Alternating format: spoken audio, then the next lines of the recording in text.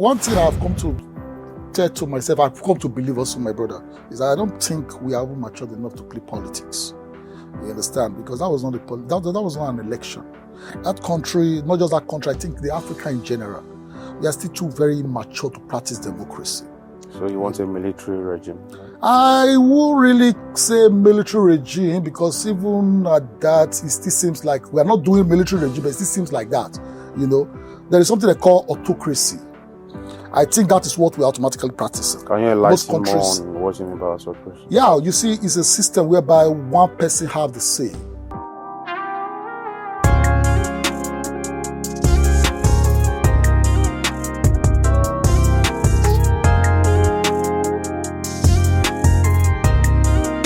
Hello everybody, welcome to another segment of I Love Politics. I and Cosmos will be our host for today. Welcome, Mr. Cosmos. Thank you for having me as well. Yeah, how are you doing today, sir? We're all good, and you? I'm doing very well. I can see that. Yeah. I can see that. And how did you view the last Nigerian presidential election? Oh, man. From my take, I won't really call that an election, though. I think it was already been decided before it happens, you know. So, I wasn't okay with it, and I guess a lot of Nigerians as well, you know. So, an election that has already been, I think, how will I put this? Should I say there was already a winner before the election, before the presidential election? So, what is the essence of? I won't call that an election in the first place. So, I wasn't okay with it, you know. Why were you dissatisfied by the? I just said it to you, my brother. Didn't you see what happened? Before the winner was announced, there was already a winner, you know. We already knew who was going to be the next president of the country, even before the election. So with that alone, I already can tell that, that's not an election, my brother. Yeah, so but according to research, that was one of the best presidential elections ever. Which research? Where did you get that from? No, it's all over the internet. That was one of the most freest and fairest elections ever conducted in Nigeria.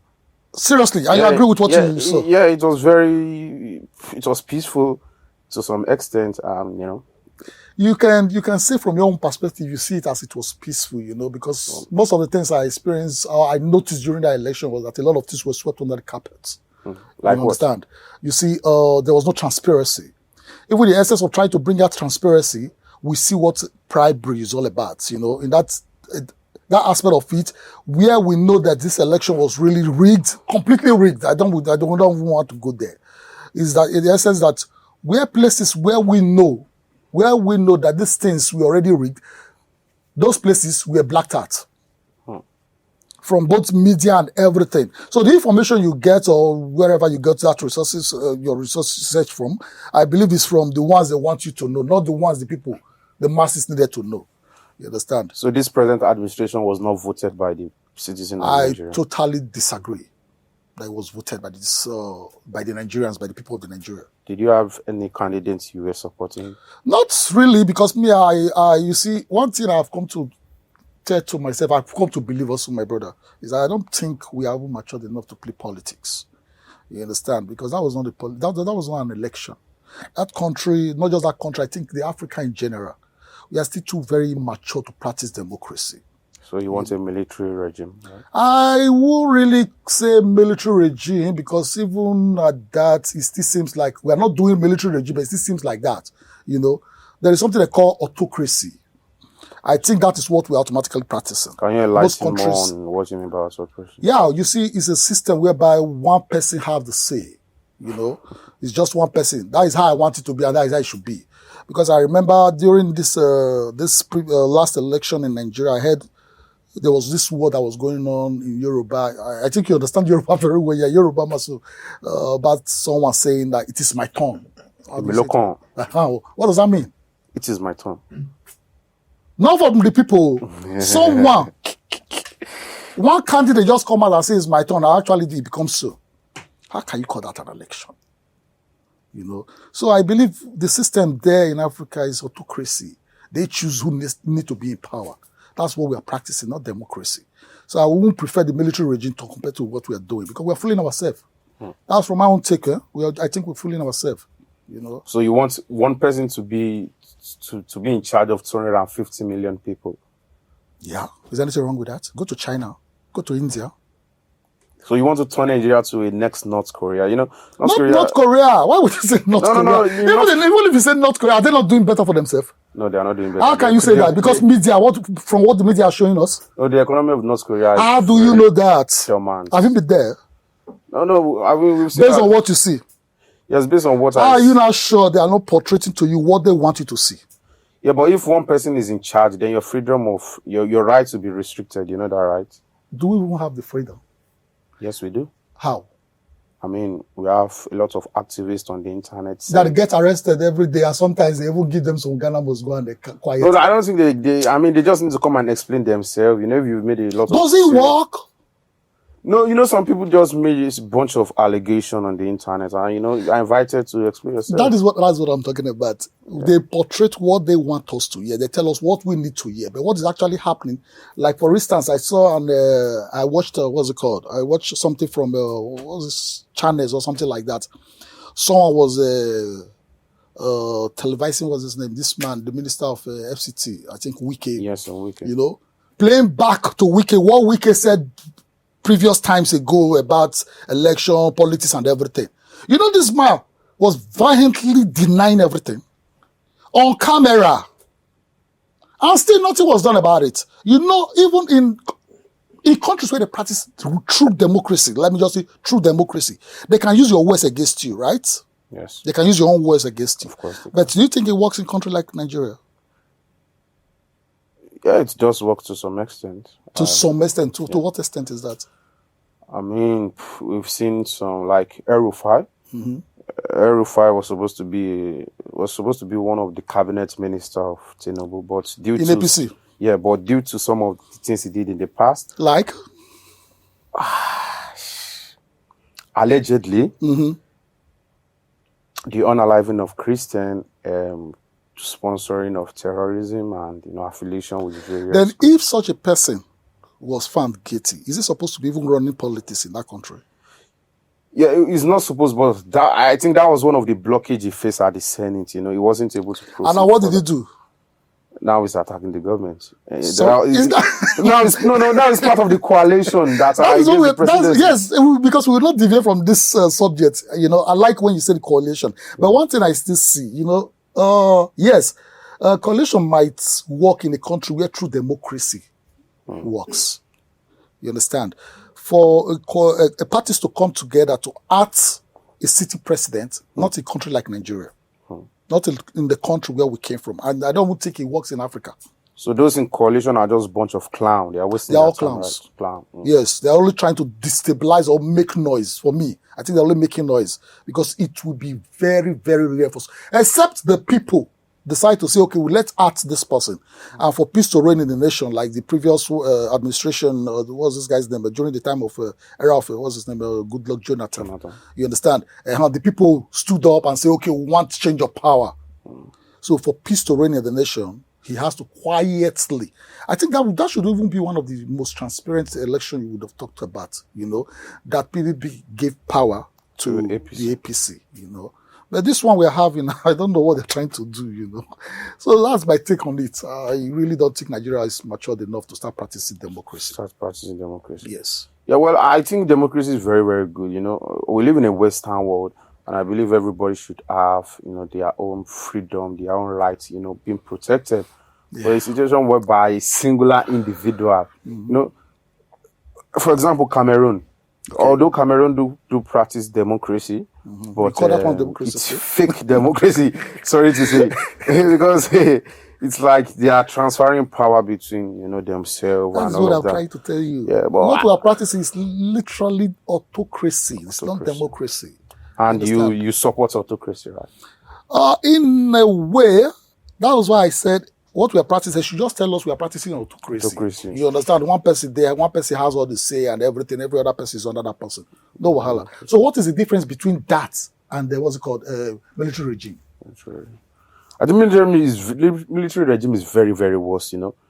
How? I want to... We've seen it I was not alive during the time of Abacha. I was not alive during the time of Babangida, but I heard a lot, you know. Yeah. They can just stop you on the street and start beating you, eh? Because they are wearing uniform. The difference is just the uniform. Yeah, you understand? So these people are also doing the same thing, but just that they are not wearing uniform. Yes, they can let people talk, but do they even put it into action? We talk, but does it even go to anywhere? It falls into deaf ears. Yeah, but still, people are still talking. But it's not working. What is the sense of talking? You're talking and it's not even making any impact. It's nothing to show for it. What's the essence of we making noise? That's noise making, man. We're just talking and talking. We are protesting and protesting. Nothing to show. So what is the essence of it? Yeah? I still remember there are a couple of guys I spoke with back there during the election. They told me it's just a waste of time. They're not going to vote. Because they know that it has already been done. So what's the essence of them going to vote? It's just a waste of time for them. So that time they're going to spend it voting, they prefer to spend it on something that they will benefit from. Because the system is already fucked.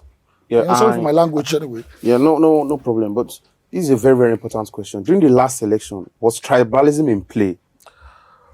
Let's be very, very honest. Was it in play during the last election? You see, tribalism, I think it plays a little role in that election, but there's something I still really want to trip in there. You see, a country where they practice true democracy, there shouldn't be anything like tribalism. There shouldn't be anything like religion. The best candidate becomes the presidency or comes in power. Not that you say, oh, it's my person. No, it could be your person, but it's not good. Let's start with the state governors. They are from that state now. But look at most of the governors, what they do. To their own states, to their own place where they come from. Let alone when they become a president. So I will really say tribalism played a major role. Just, is this that plays the role? If you know what I mean. Yeah, so plays the role. So during the last election, I went through the results, but there was a particular candidate, that came from a certain part of the country, and he won all of them. Like he won the election in all of the 6 states. And he came from that region. You mean the eastern side of Nigeria, I guess? I don't want to mention Peter Obi. Okay, yeah. He won everything. It's never happened like that to other candidates. Okay. In other candidates, like for example, Atiku Abubakar, all of the northern, they didn't vote for some of the votes went to Tinubu, some went to Atiku, some went to Peter Obi, also in the southwest. But it's a situation whereby, do you still think that was also, You see, when... I didn't want to mention it. No, but no, it's good to say. We just have to open up here because even me, myself, I didn't want to, but I think it's okay. You say we practice democracy, so freedom of speech and everything is supposed to be there, right? Yeah. Okay, I pray protect us anyway. Amen. You see one thing, there's a strategy when you're playing politics. What's it called? There was someone, Peter Obi, who did he take as his vice president? Yusuf Dati Ahmed. Who is from local Jakogi side, if I'm not mistaken. I think so. Okay. Then Tinubu took someone from the northern part of Nigeria. Kashim Shettima. Then that alone divided the northern part of Nigeria. You get it? That was one reason why Tinubu was able to win some states in the northern side. Yeah, but that he didn't even win his local government. He didn't. But one thing most people still fail to understand is that in the northern part of Nigeria, we have the Hausas and the Fulanis. We have the Kanuris as well. You understand? These people have people that favors them, or they have people that they choose that will favor them. So that's how they split in the north. Why this person came very high in the eastern part of Nigeria, that he won all 6 states, is because I would say, they have never had someone that has been in that position before from the eastern part of Nigeria. I don't know if you understand. There have never been someone that has been so close to becoming a president. So all the states have to back him up. Not that the guy performed very good while he was the governor of Anambra State. He performed woefully. Okay. But because he was just their person, that's why I say in a true democratic system, tribalism has no role to play. It's not supposed to play any role.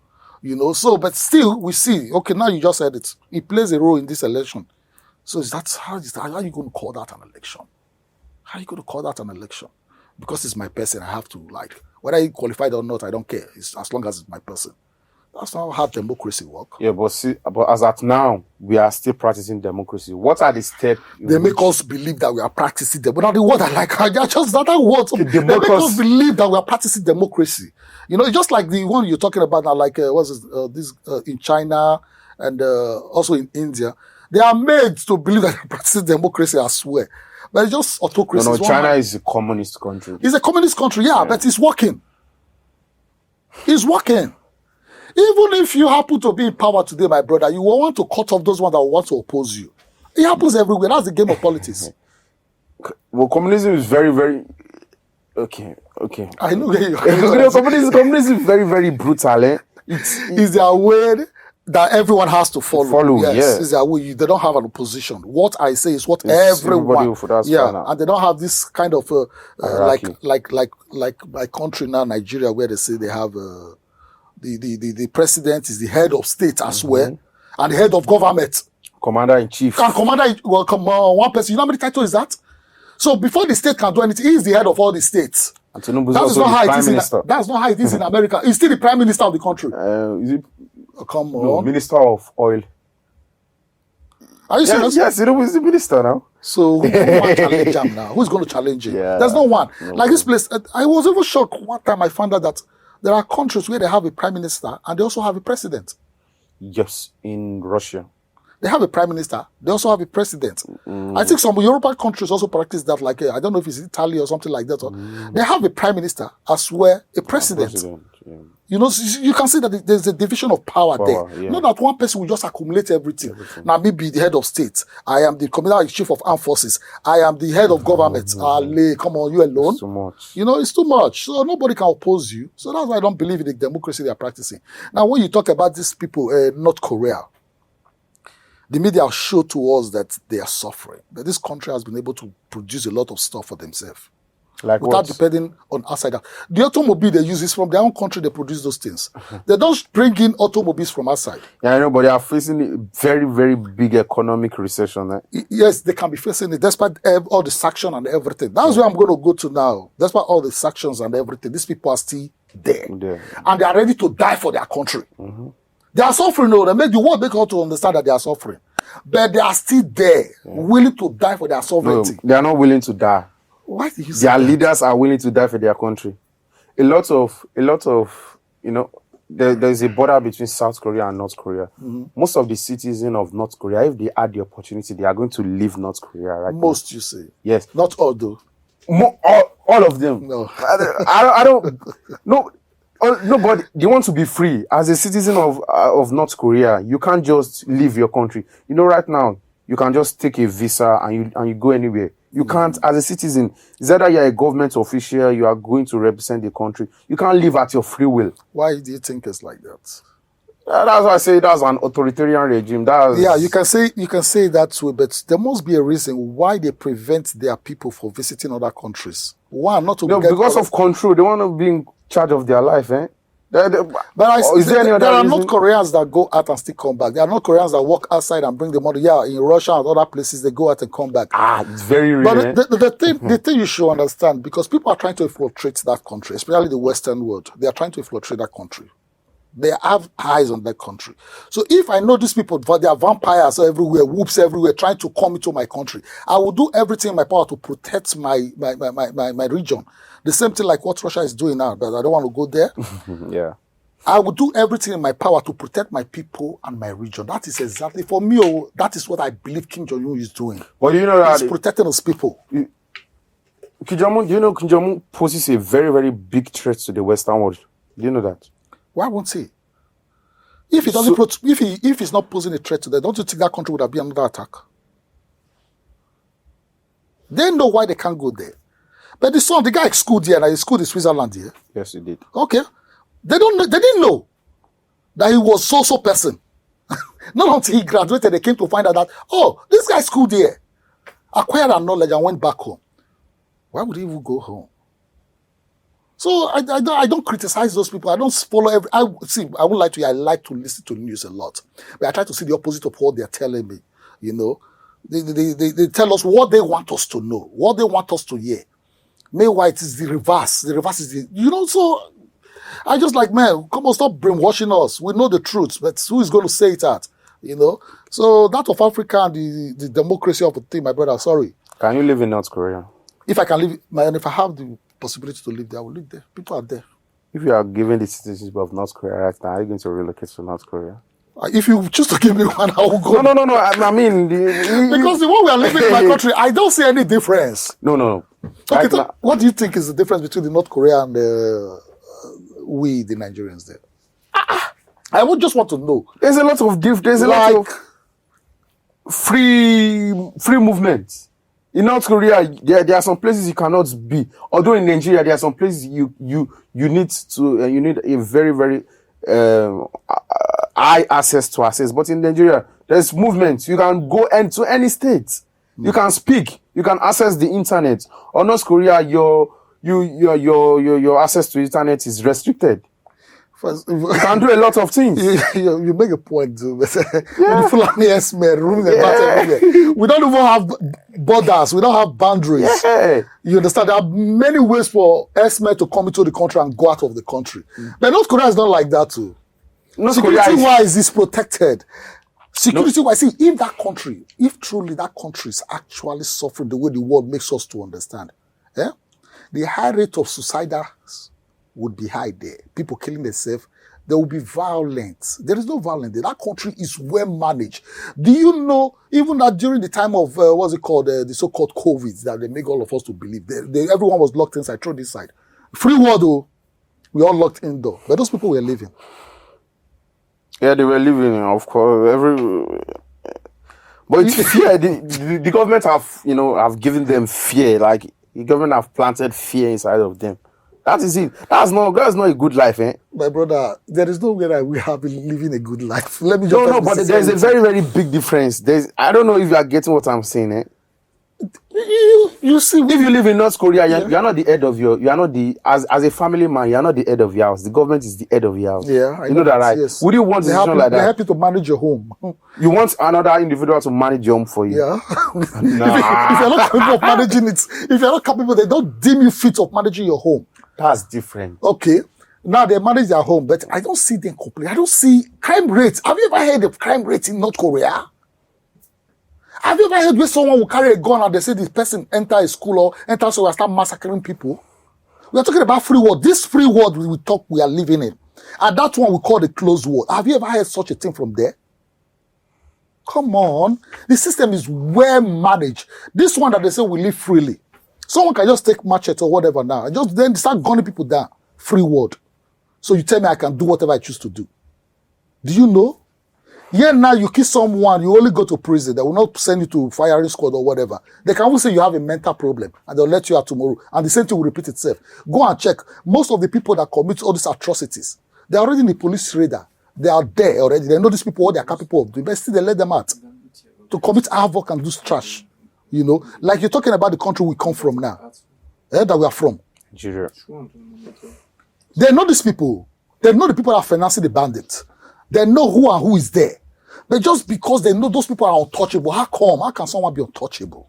I don't think they are untouchable. The government don't know. The government of Nigeria. How can you say? The government of Nigeria need help. This thing. When Boko Haram changed to this one they now called Hesbe, a lot of them were interrogated. A lot of them, they come, how did they say? They reform them or whatever. They rehabilitate them and release them back into the society. Then before they release them back, you think they didn't interrogate these people? Yes, they did interrogate. Of course, they interrogate. You think those people not mention name? Because during the era of Boko Haram, we learned that they know the people that were financing them, that were behind Boko Haram. But did they make any arrest? I think they did make some arrests. Like? Who did you get arrested? That's classified information. So let's not just go there.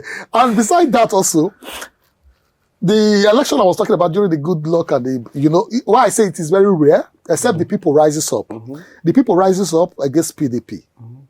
Not that PDP couldn't have ranked that election. Mm-hmm. Good luck would have still been in power. Yes. They could have done it because they were in power already. Mm-hmm.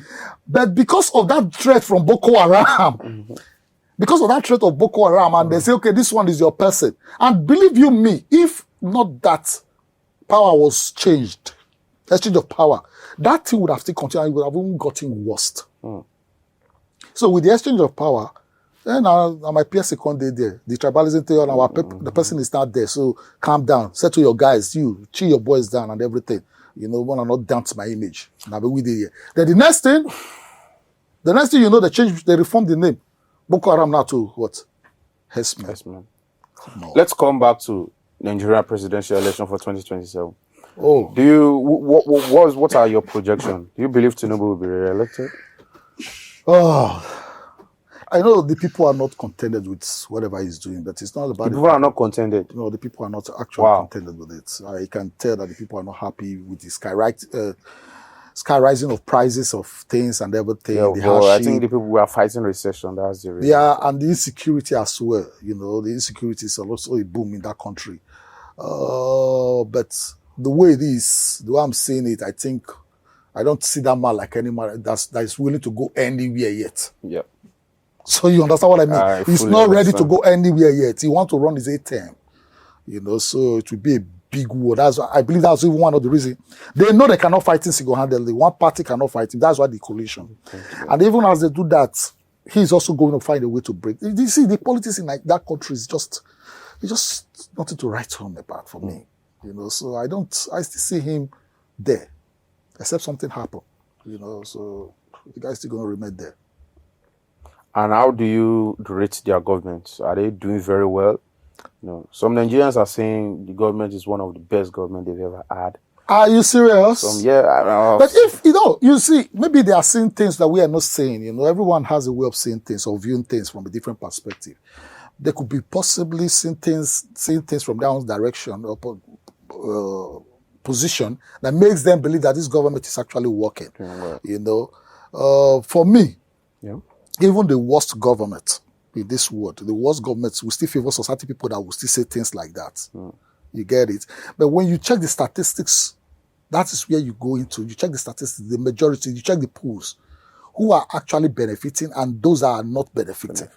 You understand? You cannot tell me in a country where 80% of the people are suffering, crying, dying, talking about insecurity and everything, and the 20% tell you, this government is working, and you follow that 20%. Come 80%.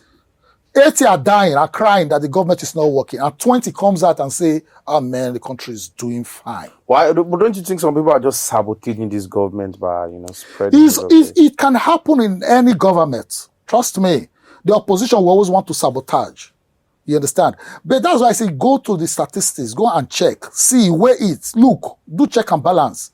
How many people are really profiting from it, benefiting from it, and check those are not, and see.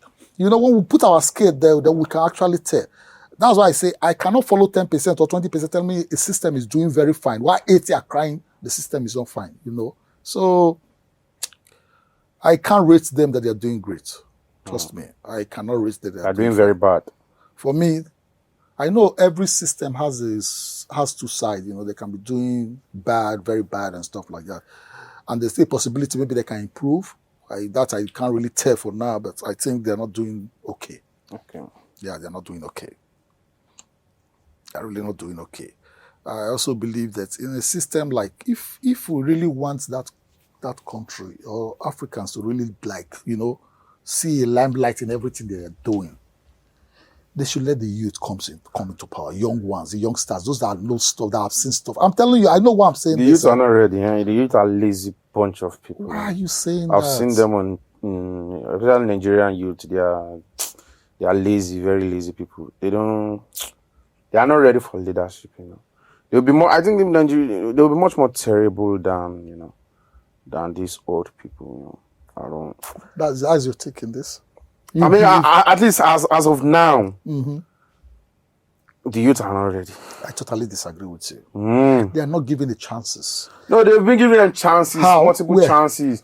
We've seen, you can be the president of your university. We've seen the way they manage. Yeah. I saw a video recently about a president in one university in the north, and he had like 5 motorcade. Okay. Just the president of a university. What is that nonsense? He has hierarchy, he says he has secretary, he has vice president, he has all of this nonsense. So I don't think they are ready. They just want to taste power. Corruption is bad when they are not involved. But the moment they are involved, corruption is very, very good.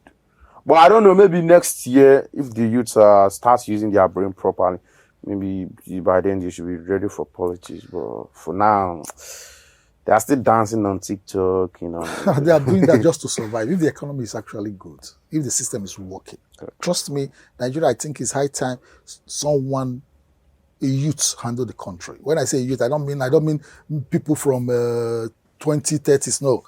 When you're at the age of between 40 and 50 years, I think they will do better than this, our grandparents. So you think activists, we have some youth activists. Yeah, like this guy, what's his name? I know he's a youngster too. This is Sowore of a guy.